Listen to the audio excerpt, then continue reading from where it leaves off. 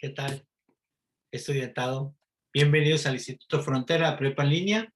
Estamos platicando la historia de México. Y hoy vamos a platicar acerca de las edades de la historia, cómo la historia está dividida en varias facetas, en varios tiempos.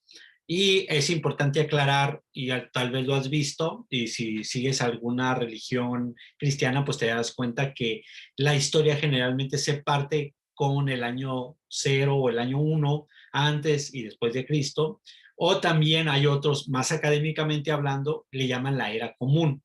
Esto es importante porque digamos que estamos en el 2021 después de Cristo. Entonces se usa este término, o hay gente que dice estamos en el 2021 de la era común. Ambos son contextos que nacen en el movimiento europeo acerca de la división de la historia. Bueno, este era un dato que había que conocer. Primero hay que saber que la prehistoria es el periodo comprendido desde el comienzo de la aparición de la vida humana en la Tierra hasta la invención de la escritura. Es decir, generalmente la pintura rupestre pues le llamamos prehistoria, al cavernícola le llamamos prehistoria, al ser humano instintivo le llamamos prehistoria. Después de la prehistoria pues viene la edad de piedra, que este es el tiempo que dividimos la edad de piedra en el paleolítico. El paleolítico que se inicia en la creación de las primeras herramientas de piedra, es decir, pero de manera bruta, ¿no?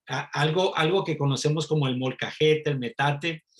Nosotros, imagínense que cuando los de Castilla, cuando los europeos llegan a la tierra náhuatl, nosotros estamos en el paleolítico. O sea, usamos todavía muchos elementos muy artesanales de piedra.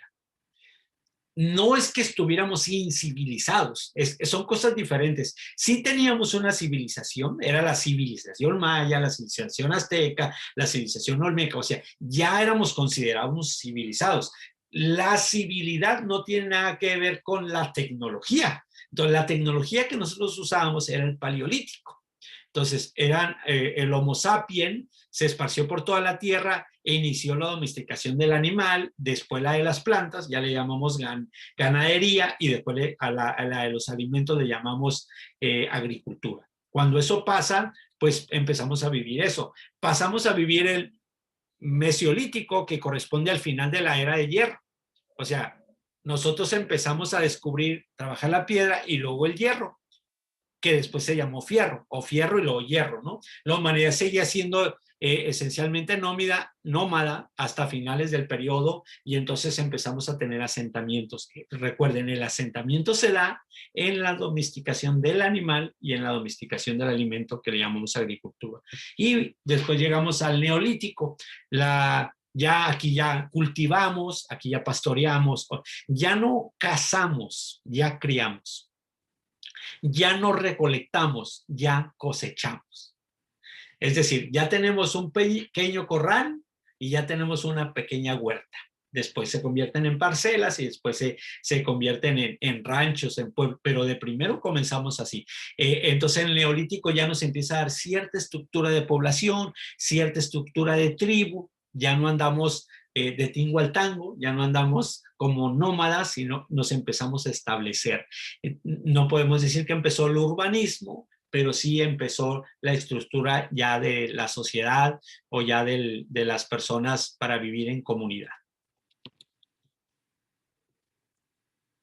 Tenemos la edad de los metales o la edad de cobre, que es el primer metal que trabajamos después de la piedra.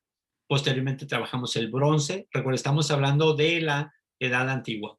Después trabajamos el bronce. Aquí ya empezamos a hacer aleaciones del bronce con algunos otros metales y empezamos a fabricar el vidrio, empezamos a formar cerámica, ya empezamos a hacer cuestiones ceremoniales, ya empezamos a la cuestión religiosa y lo usamos y empezamos a producir fuego, controlar el fuego, empezamos a saber cómo construir, cómo edificar, y después pasamos a la edad de hierro. Algunas de las principales civilizaciones más antiguas ya habían aparecido en la edad de hierro. Recuerde que hierro y fierro pues son palabras que etimológicamente cambiaron. Y su dominio del metal exigió propiciar técnicas y métodos de manejo, aunque realmente el hierro se popularizó hasta el Imperio Romano. Es decir, ya estamos hablando casi en los tiempos de Cristo, como 70, 80 años antes de Cristo, ya el metal, el acero, se empezó a trabajar de manera cotidiana. La metalurgia, pues.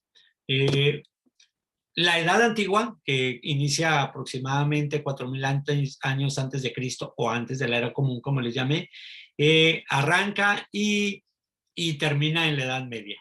La Edad Antigua se caracteriza por los siguientes hechos: la aparición de la escritura, la predominación de las religiones politeístas. Por cierto, cada tribu, cada pueblo tenía sus propios dioses y adoraban a sus propias deidades. Nos pensamos en Egipto, tenía sus dioses; pensamos en Mesopotamia, tenía sus dioses; pensamos en Grecia, tenía sus dioses, etcétera. Pensamos en nuestros antiguos abuelos, tenían, no sé, a Tlaloc, Huitzilopochtli, etcétera, ¿no? Entonces, vamos creando nuestras propias religiones politeístas hasta que llega la cultura hebrea, que empieza con la interpretación de un solo Dios, ¿no? La teotesis, o el concepto de una deidad.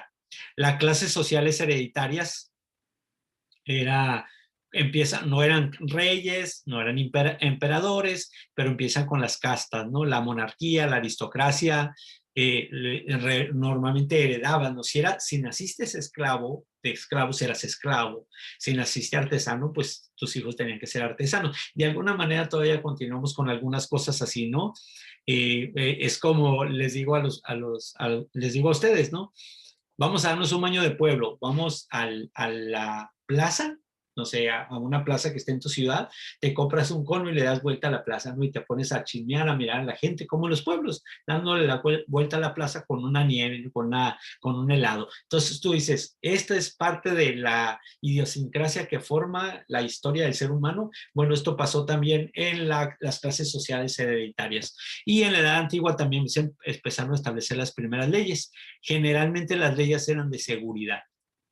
Tanto que se empezó, si la historia no me miente, Nimrod, que es uno de los primeros que fue cazador, cuidaba a la gente de las bestias. Todo lo que hacía era darle seguridad a la gente. Cuando Nimrod se muere, se considera que la adoración al sol es a Nimrod para que nos cuide, y es el sol que nos cuida, ¿no? Que nos cuida a los animales rapaces, y se empieza a adorar. Entonces, las primeras leyes que se elaboraron pues eran códigos que aplicaban ciertas conductas, sobre todo de seguridad.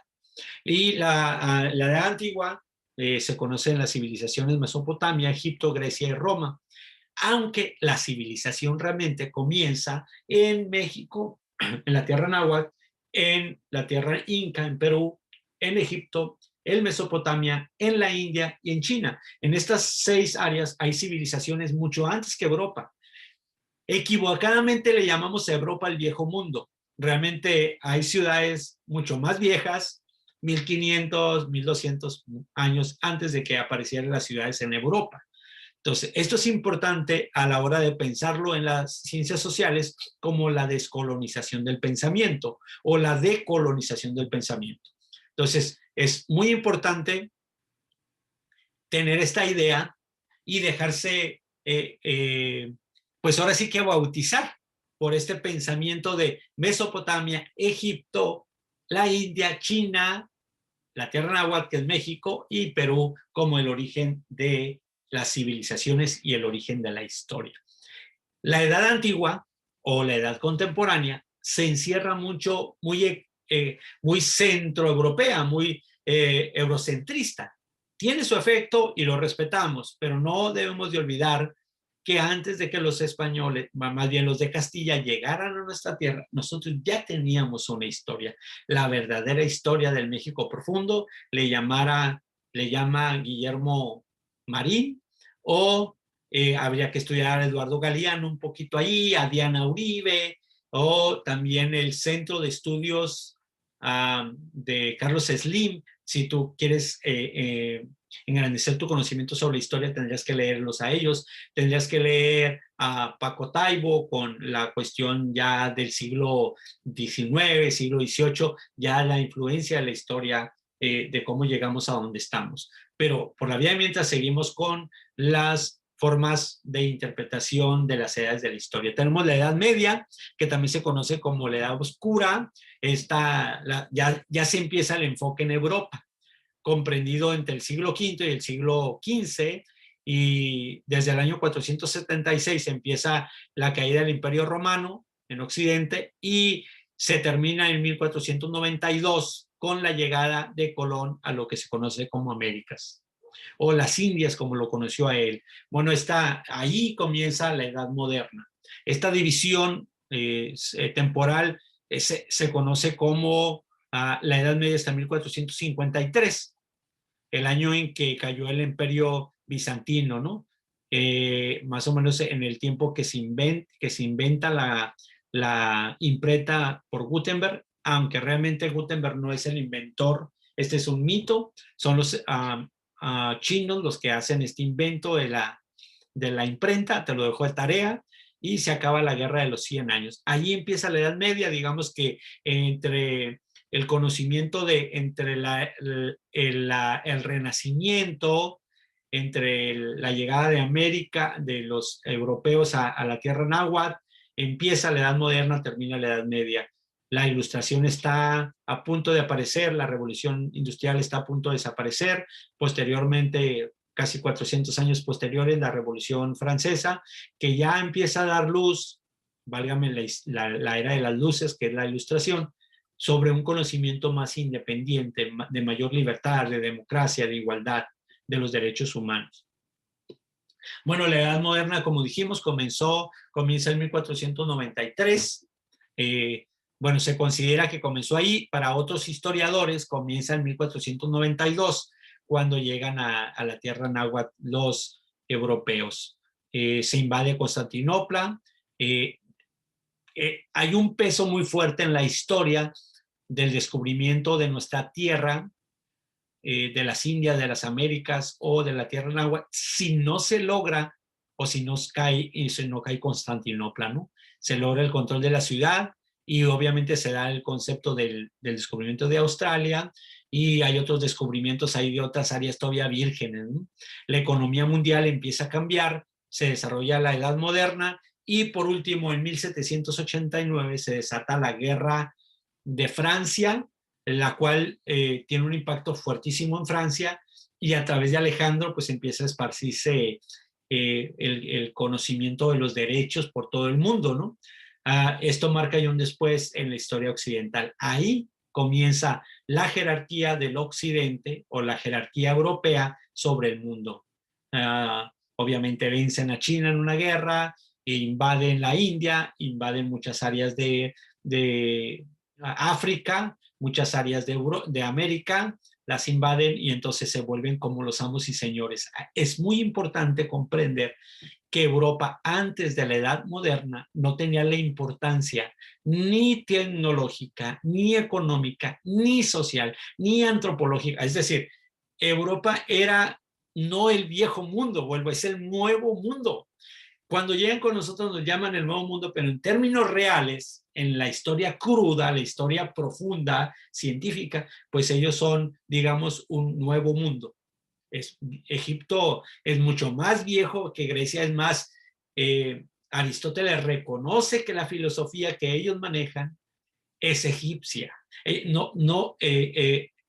Digamos que Grecia no es la madre de la filosofía, sí de la filosofía europea, sí de la filosofía occidental, pero no tiene el origen la filosofía con ellos. Existía los antiguos abuelos como los olmecas, los toltecas, los mexicas tenían una filosofía de vida mucho antes de Aristóteles. Bueno, había que decirlo. Y la edad contemporánea, que es la que estamos viviendo, que comienza en el siglo XVIII, después de la caída de la Bastilla, este periodo concentra los cambios más dramáticos del desarrollo histórico y social en muy poco tiempo. Es decir, cada vez los cambios se van haciendo más más rápido y se van haciendo con mayor cantidad. El paradigma de la modernidad, que ya estamos viendo la posmodernidad o la transmodernidad, se cristalizó en el siglo XVIII. Implicó un proceso de modernización de las estructuras económicas, institucionalidades o como la religión y la sociedad. La aplicación de este modelo ha sido paulatina y rápido, ha sido tan variado según el contexto de cada nación. La edad contemporánea es muy compleja, pues registra transformaciones dramáticas en muy corto tiempo. La complejidad de los cambios experimentados a lo largo de esta era ha provocado que algunos historiadores separen este periodo en diferentes etapas, como lo mencioné, la edad contemporánea, la posmodernidad o la transmodernidad. Estamos hablando de todos estos conceptos. Y obviamente aquí voy a parar y en la siguiente clase vamos a platicar la línea del tiempo del México prehistórico o del México profundo, que vamos a empezar con esta diapositiva. Agradezco su atención, estamos en contacto y espero preguntas y comentarios en la plataforma. Muchas gracias y hasta luego.